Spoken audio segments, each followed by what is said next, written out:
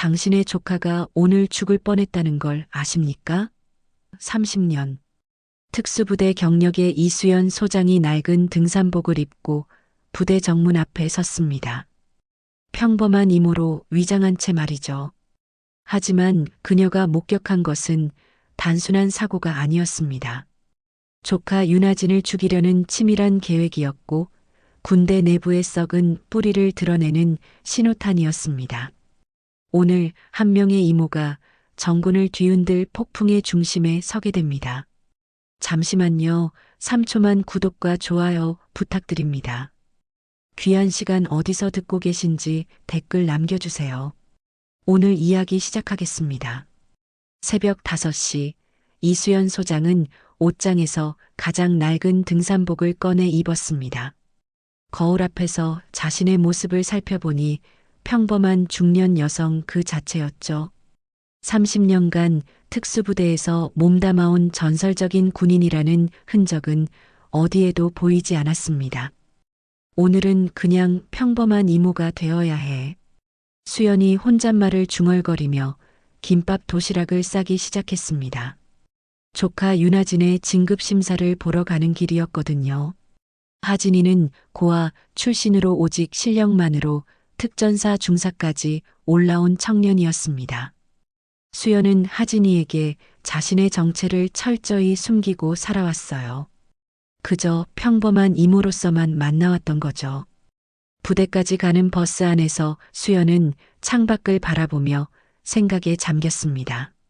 하진이가 얼마나 이 진급을 위해 노력해왔는지 누구보다 잘 알고 있었거든요.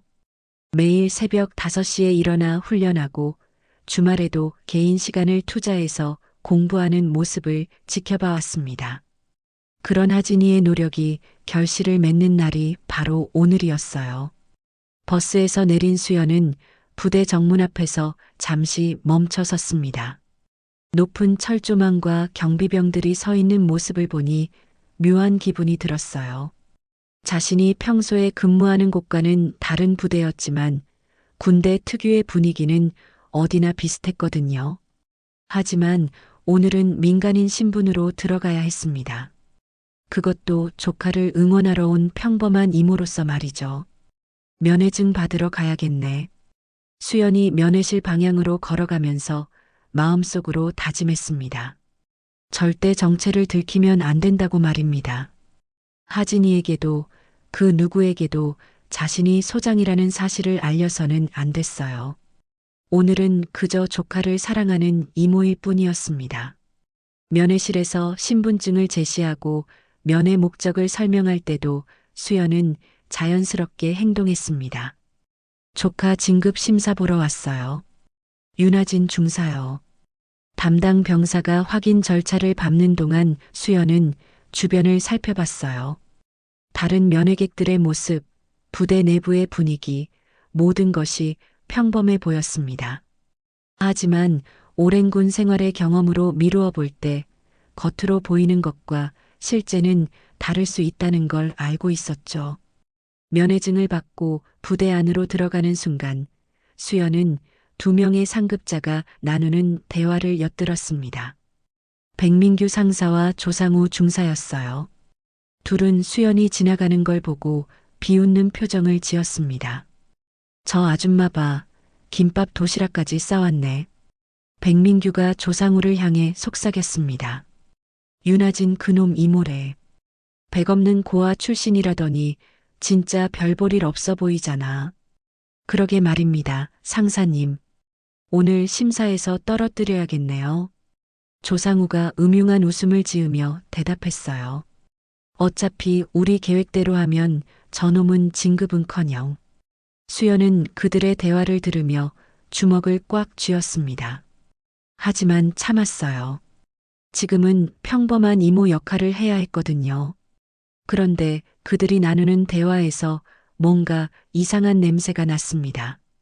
단순히 진급을 떨어뜨리는 게 아니라 다른 계획이 있다는 뉘앙스였어요. 실례합니다. 훈련장이 어디인지 알 수 있을까요?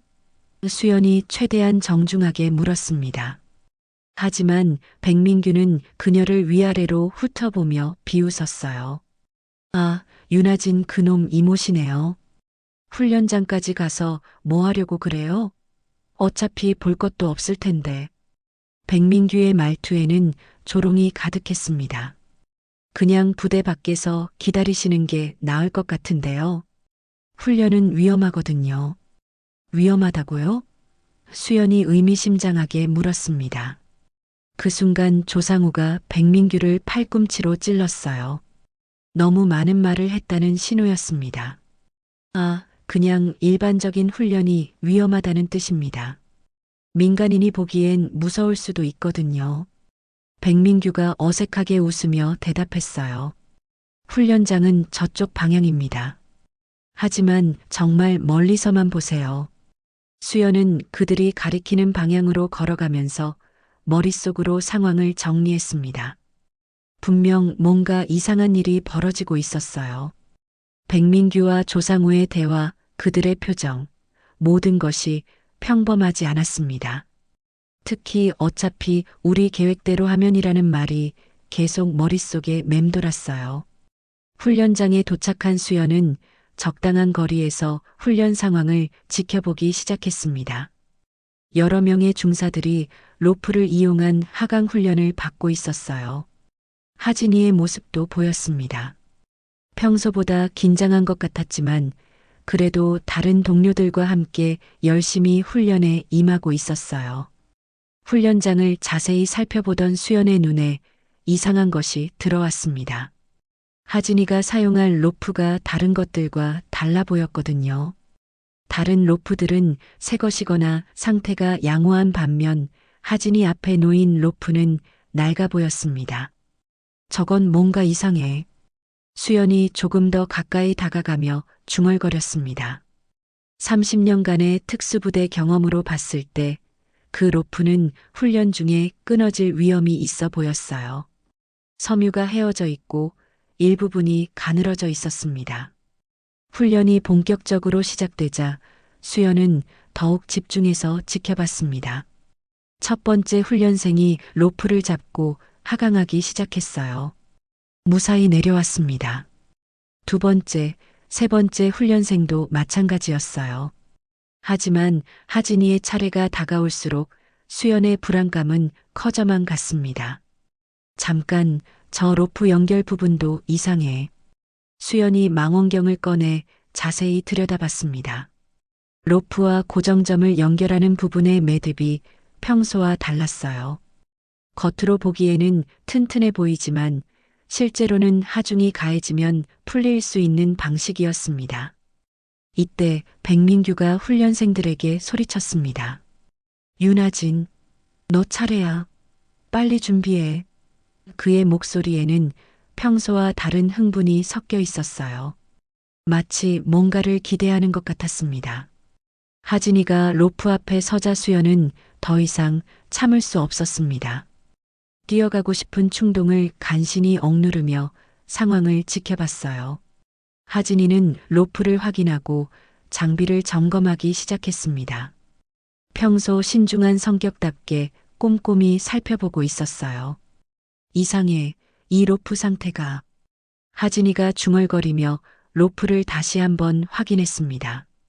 수연은 하진이의 군인으로서의 직감을 믿고 있었어요. 분명 하진이도 뭔가 이상함을 느끼고 있을 거라고 생각했습니다. 하지만 백민규가 다시 소리쳤습니다. 뭘 그렇게 오래 확인해? 빨리 시작해. 그의 재촉에 하진이는 어쩔 수 없이 하강 준비를 마쳤습니다. 수연은 그 순간 최악의 상황을 예상하며 몸을 긴장시켰어요. 바로 그때 하진이보다 먼저 다른 훈련생이 예비 로프를 테스트하겠다고 나섰습니다. 박상현 중사였어요. 그는 하진이의 로프를 잡고 하강을 시작했습니다. 수연은 숨을 멈추고 지켜봤어요. 박상현 중사가 로프를 잡고 내려가기 시작한 지 얼마 되지 않아 끔찍한 일이 벌어졌습니다. 로프가 중간에서 끊어진 거예요. 박상현이 아래로 추락하기 시작했습니다. 으악! 박상현의 비명이 훈련장 전체에 울려 퍼졌습니다. 다른 훈련생들은 모두 충격에 빠져 있었어요. 백민규와 조상우는 당황한 표정을 짓고 있었지만 수연의 눈에는 그들의 연기처럼 보였습니다. 수연은 더 이상 참을 수 없었습니다. 민간인 신분을 잊고 즉시 행동에 나섰어요. 모두 비켜. 응급처치할 줄 아는 사람. 수연이 큰 소리로 외치며 추락한 박상현에게 달려갔습니다. 아줌마, 위험해요. 가까이 가지 마세요. 한 병사가 수연을 막으려 했지만 수연은 이미 박상현 곁에 도착해 있었습니다. 다행히 박상현은 의식이 있었지만 다리를 심하게 다친 상태였어요. 괜찮아요. 진정하세요. 곧 구급차가 올 거예요. 수연이 박상현을 안정시키며 응급처치를 시작했습니다.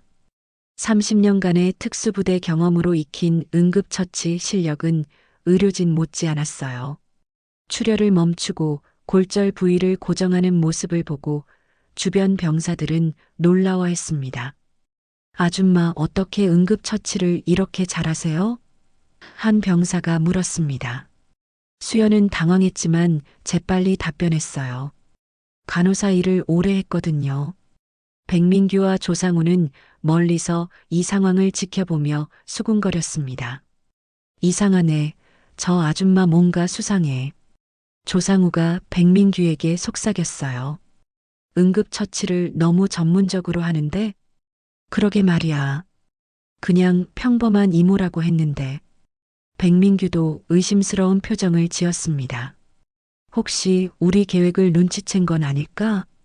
구급차가 도착해서 박상현을 병원으로 옮겨간 후 수연은 끊어진 로프를 자세히 살펴봤습니다. 로프의 끊어진 부분을 보니 명백히 인위적인 흔적이 있었어요. 섬유가 일부러 손상되어 있었고 특정 하중이 가해지면 끊어지도록 조작되어 있었습니다. 이건 명백한 사보타주야. 수연이 마음속으로 중얼거렸습니다. 누군가 의도적으로 로프를 조작해서 사고를 유발한 거였어요. 그리고 그 목표는 분명 하진이었습니다. 수연은 주변을 둘러보며 증거를 찾기 시작했습니다. 끊어진 로프 조각들을 주머니에 넣고 고정점 주변도 자세히 살펴봤어요. 그리고 훈련장 곳곳에 설치된 CCTV의 위치도 파악했습니다. 그날 저녁 수연은 부대 근처 모텔에 투숙했습니다. 하진이에게는 내일 진급 발표까지 기다리려고 한다며 자연스럽게 설명했어요. 하지만 진짜 목적은 따로 있었습니다. 백민규와 조상우의 행동을 감시하려는 거였어요.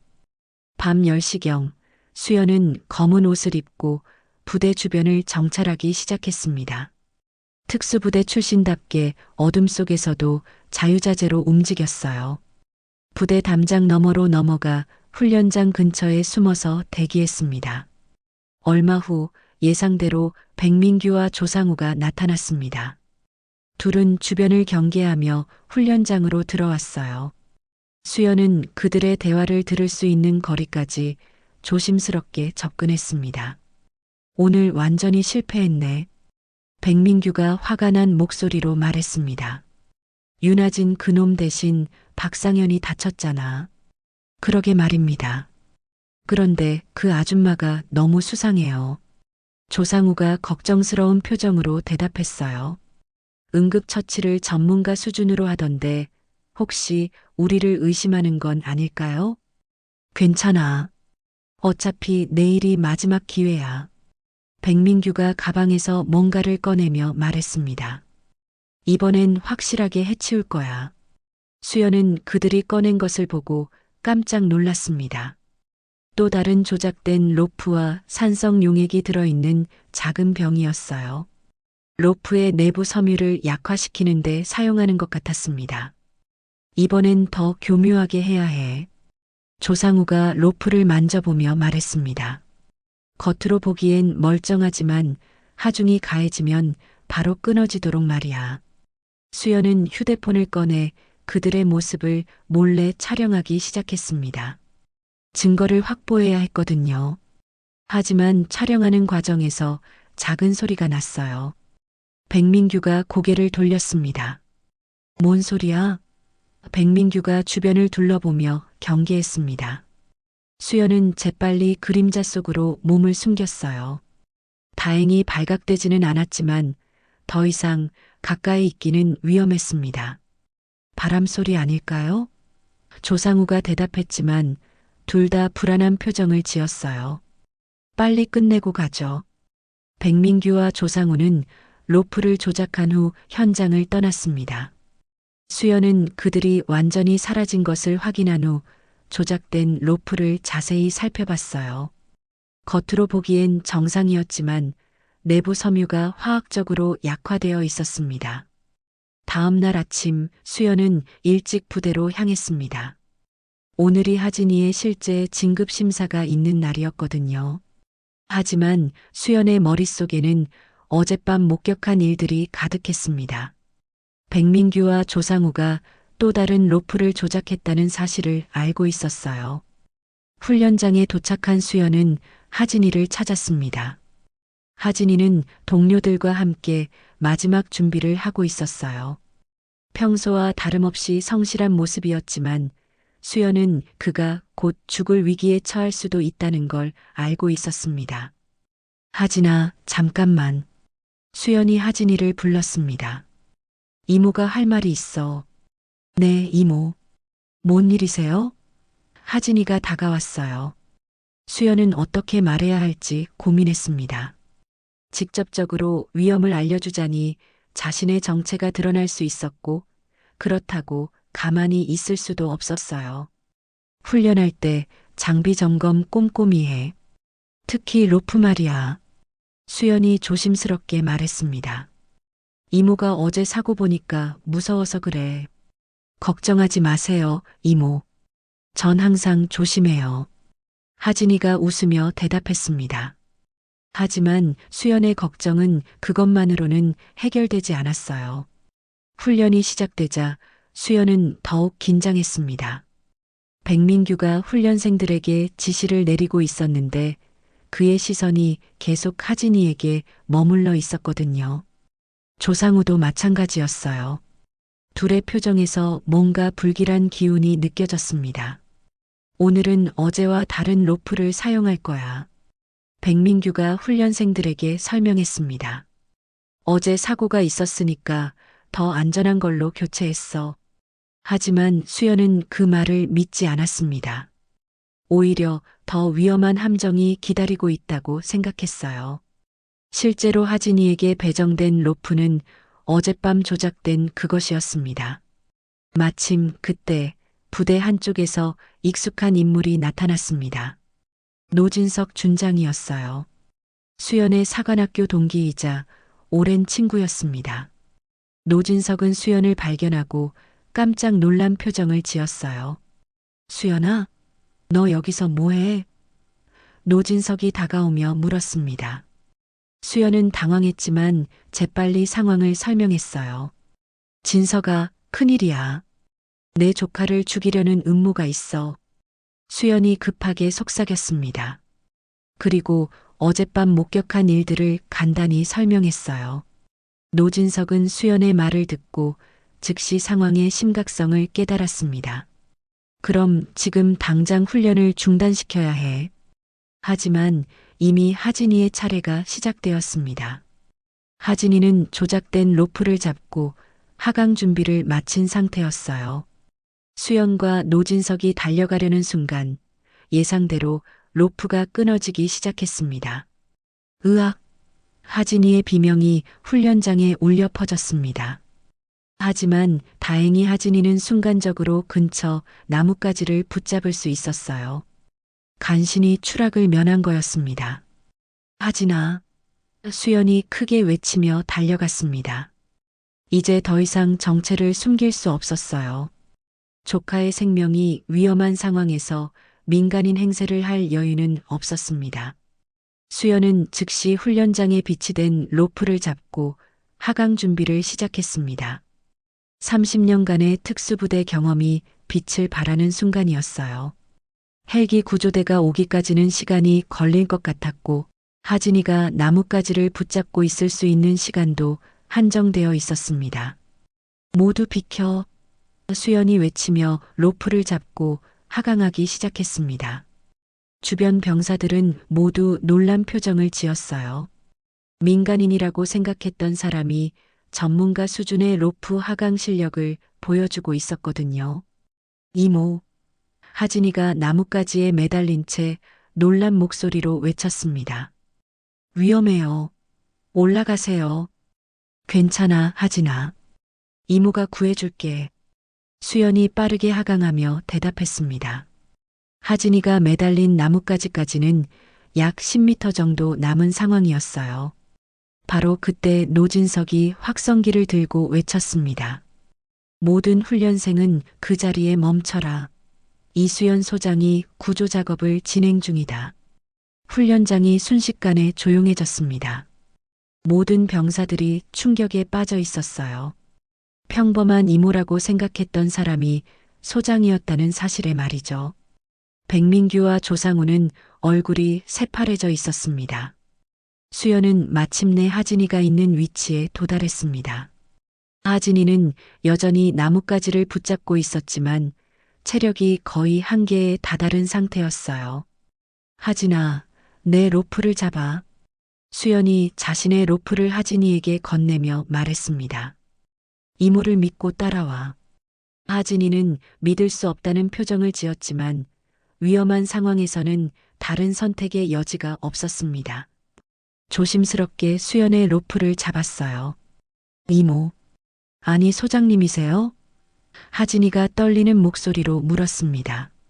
수연은 하진이를 안전하게 끌어안으며 대답했어요. 응, 하진아. 이모가 소장이야. 미안해. 그동안 속여서. 수연의 목소리에는 미안함과 안도감이 동시에 섞여 있었습니다. 지금은 안전하게 내려가는 게 중요해. 둘은 천천히 지면으로 하강하기 시작했습니다. 수연의 로프 기술은 완벽했어요. 30년간 쌓아온 경험이 조카를 구하는데 모두 발휘되고 있었습니다. 훈련장에 있던 모든 병사들이 숨을 죽이고 지켜보고 있었어요. 지면에 안전하게 도착한 후 하진이는 수연을 바라보며 복잡한 표정을 지었습니다. 이모, 소장님께서 왜 저를 속이셨어요? 너한테 부담 주고 싶지 않아서 그랬어. 수연이 하진이의 어깨를 토닥이며 말했습니다. 너는 내 실력으로 여기까지 온 거야. 이모가 소장이라는 것과는 상관없이 말이야. 그때 노진석이 백민규와 조상우를 향해 다가갔습니다. 둘은 이미 도망칠 생각을 하고 있었지만 주변에 있던 병사들이 그들을 둘러싸고 있었어요.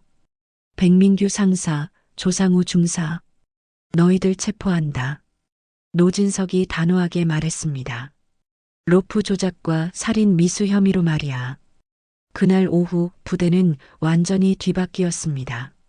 수연이 어젯밤 몰래 촬영한 영상과 조작된 로프들이 모두 증거로 제출되었어요.